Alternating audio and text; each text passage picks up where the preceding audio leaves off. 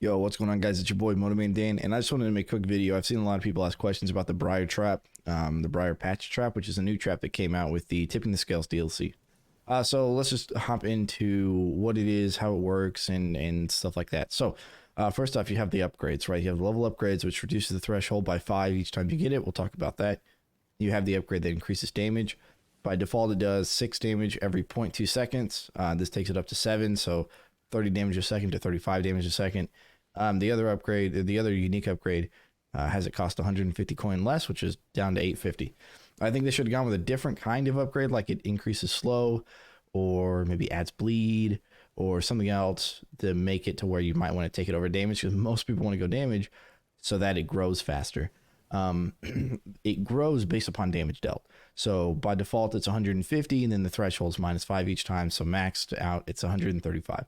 So the trap has to do 135 damage in order for it to grow. Now, you have the main trap, and then you have like the other trap parts. Okay, I guess the secondary portion.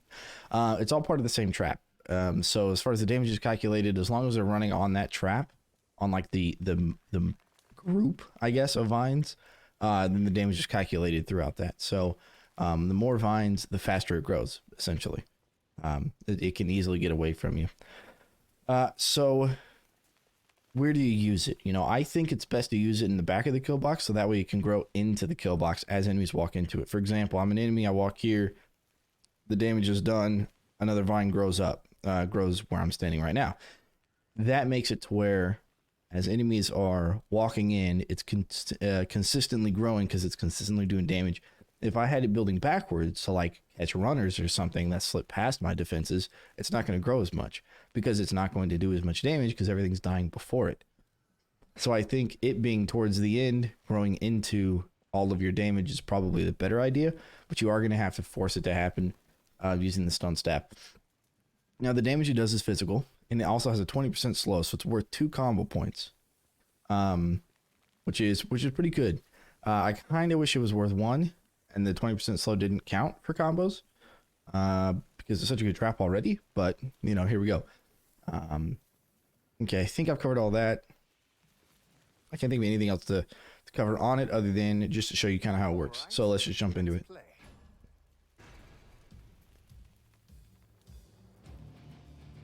So I would recommend using some sort of a damage modifier for physical damage, like acid.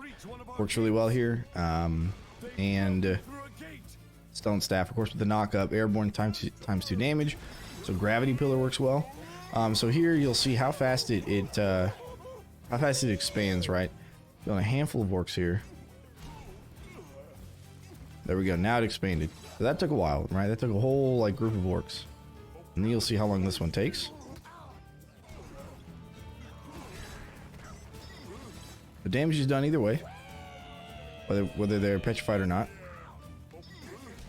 Okay, now it just expanded, and you'll see it kind of really kick off here. Now, if you sell, you notice if I hover over this or if I hover over this one, well, I'll show you that one later. If you hover over the main plant, then all of the vines will sell. Any of the vines connecting to the main plant will sell all of the rest of the vines, because it has to have a connection to the main vine.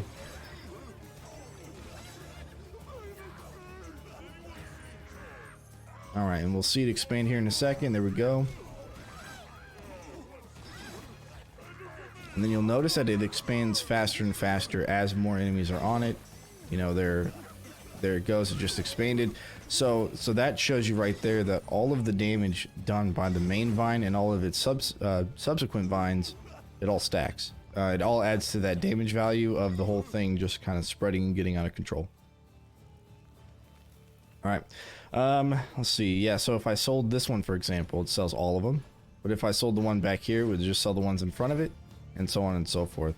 You don't get any money for those. You only get the money for this one. So that's how the sell mechanic works on that.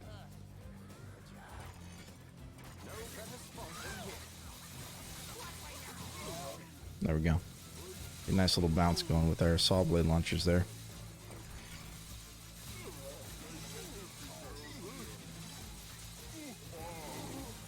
All right, cool.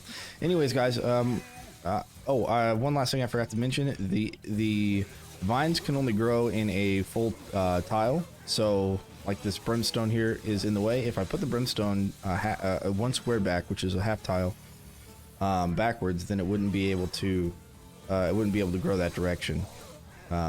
Still, so it does need a full 2x2 square, like 2x2 grid square. If you're not familiar, we use that to measure things in the wiki, but it has to have, so this won't work, but this will, right? So it has to have a full 2x2 grid square tile in order to expand, otherwise it won't. But yeah, so you know, as it grows into the kill box, it grows faster because more enemies are on it, so just keep that in mind. I hope you guys enjoy. I really like this new trap. It's gonna be pretty interesting to see how we can use it, or if we use it, you know, because although it does damage in slow, there are things that do more damage and there are things that do more slow, and so I'm curious if we're gonna actually use it a lot on endless and other maps like that. Maybe it just depends on the map, but yeah, I don't know. We will see. All right, guys, thanks for watching. As always, don't forget to leave a like, comment, subscribe, follow, and I will see you on the flip side. Deuces.